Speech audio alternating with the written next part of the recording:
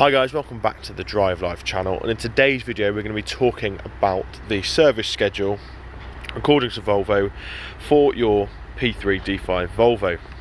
Now this is all about basically how to look after your car according to Volvo. It's the yearly, well, do it yearly and biannually as well, service, what you want to be looking out for and how to look after it basically. So let's get into it. So every year or 18,000 miles, Volvo will do the following service.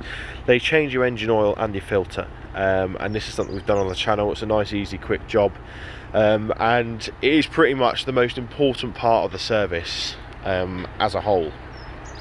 Next, they'll check your parking brake. So if you've got the electronic handbrake or even a manual one, they'll check that, make sure that's all okay. And then they'll check your tyre pressures and tyres for damage. Now really this is more of a way of selling you new tyres, but it is a good habit to get into, just to check your tyres every now and then. Then they're going to check your brake pads for wear, and the minimum thickness that they specify is 3mm on the front and 2mm on the rear, which is a fairly good sort of habit to get into, is to check your brake pads for those sort of thicknesses, because they will need replacing if they're below that. We then have that they check the engine for oil and water leaks. So this is more of the inspection side of things, and yeah, it's pretty obvious really. You probably notice if you've got any water and oil leaks, but it's good to just check it every now and then.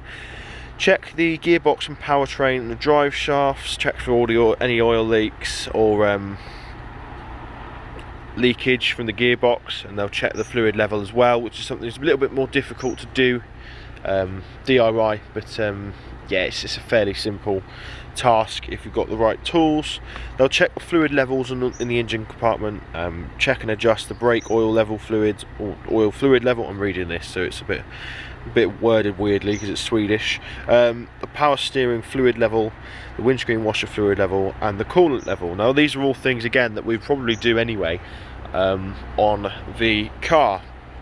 We've then got the exterior lights. They'll check all the exterior lights, align your headlights if need be, and replace any lights that aren't working. Replace the passenger compartment ventilation filter. Now this is the cabin filter that's underneath the dashboard that is notoriously awful to change on these, and to be honest, it's not a major thing that needs doing. I would probably do it anyway, and I'm going to do a video on this, but yeah, we'll save that for another day.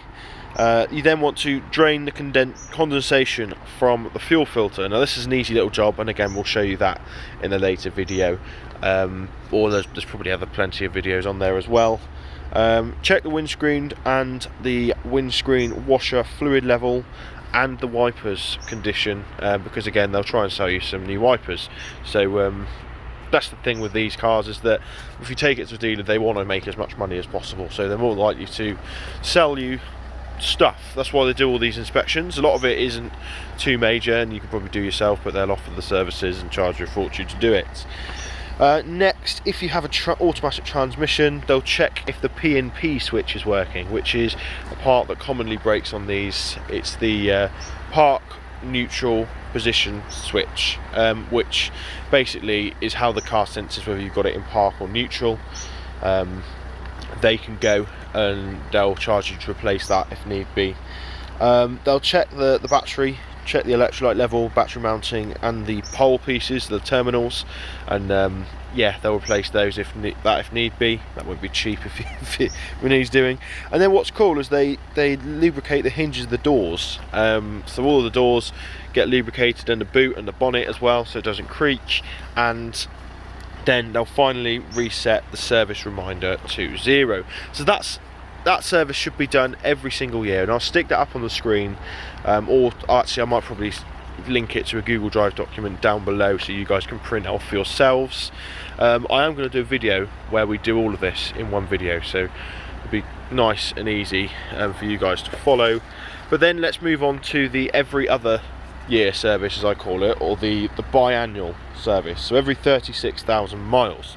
So if the car has an automatic gearbox, mainly the AW5550 gearbox, but I would do it for the Acin TF80SC, which a lot of these cars have, then you will need to replace the automatic transmission oil. Now this is doable, it's not a difficult job, and I'll do a video on that showing you guys how to do it.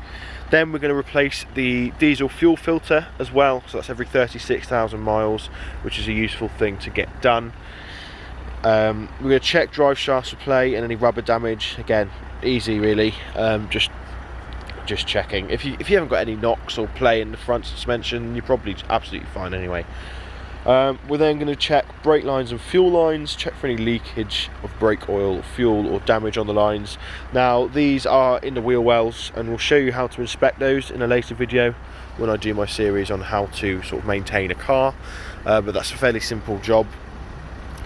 Then check the front suspension and rear suspension and the steering system for any signs of wear, and again it's just really if there's any knocks or rattles or anything like that, check for those. If you have an all-wheel drive car, so you've got an XC70 or a V70 all-wheel drive, or even a S80 V8 or something awesome like that I wish I had, then you're going to check for leaks in the final drive, bevel gear and propeller shaft, the pilot bearing and the universal joint. So basically the four-wheel drive prop shaft system that runs all the way through the car, just going to check that, because the Haldex pumps in those can go a bit funny, and they need replacing, and you can actually service them as a different item as well, which is interesting. We're then going to replace the air filter. Now the air filter needs replacing every 2 years rather than every 1 year, which is nice, and then replacing the brake fluid. Now again, this is something that we'll do in a later video, but it's something that you should probably do regularly so your brakes are up to snuff really. And then finally we have a number of different options, but to be on the safe side, every 72,000 miles or 10 years, whichever comes first, you want to replace your cam belt and the tensioners, and that is perhaps a job that I would recommend that you get done professionally, because it's quite a major component of the car, and really if you can do all the other stuff DIY, you would have saved more than enough money to justify going to professional for that. So what I'll do is I'll stick this up in a document on the screen or in the description. I might do both actually. No, I'll stick it in the description so you guys can download it for yourselves, and yeah, it's just a really useful thing to get to know really, is the service schedule. Now I do things slightly differently, and I'll make a video on that at a later date, because Volvo, what they try and do to make the cars more attractive to own is that they'll stretch out service intervals as far as they can. Actually the car would benefit for shorter intervals, so I'll make a video separately talking about that, what I do,